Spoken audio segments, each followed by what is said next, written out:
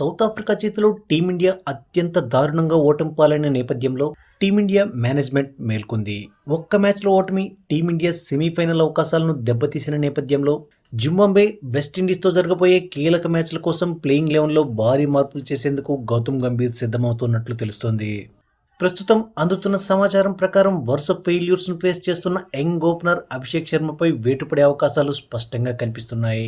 ఈ టోర్నీలో వరుసగా 3 సార్లు డక్అవుట్ అయిన అభిషేక్ నిన్న సౌత్ ఆఫ్రికాతో జరిగిన కీలకమైన మ్యాచ్లోనూ 15 రన్స్ మాత్రమే చేసి పెవిలియన్ చేరాడు.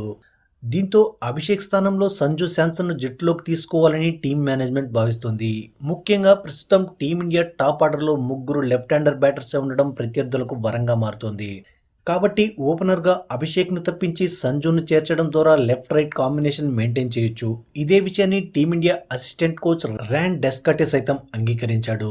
సంజు శాంసన్ ఓ అద్భుతమైన ఆటగాడని, అతన్ని టాప్ ఆర్డర్లో చేర్చడం వల్ల వ్యూహాత్మకంగా right hand left hand combination set అవుతుందని, దీనిపై రాబోయే 2 రోజుల్లో చర్చించి నిర్ణయం తీసుకుంటామని తెలిపాడు.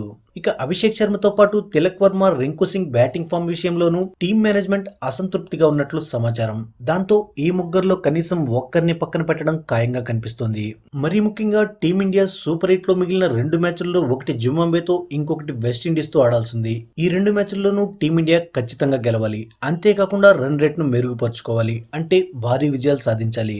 ఈ క్రమంలో గంభీర్ మార్క్ అగ్రెసివ్ నిర్ణయాలు ప్లేయింగ్ 11లో ఉండబోతున్నాయంటూ విశ్లేషకులు భావిస్తున్నారు. మరి భారత జట్టులో ఎటువంటి మార్పులు చోటు చేసుకోబోతున్నాయో చూద్దాం.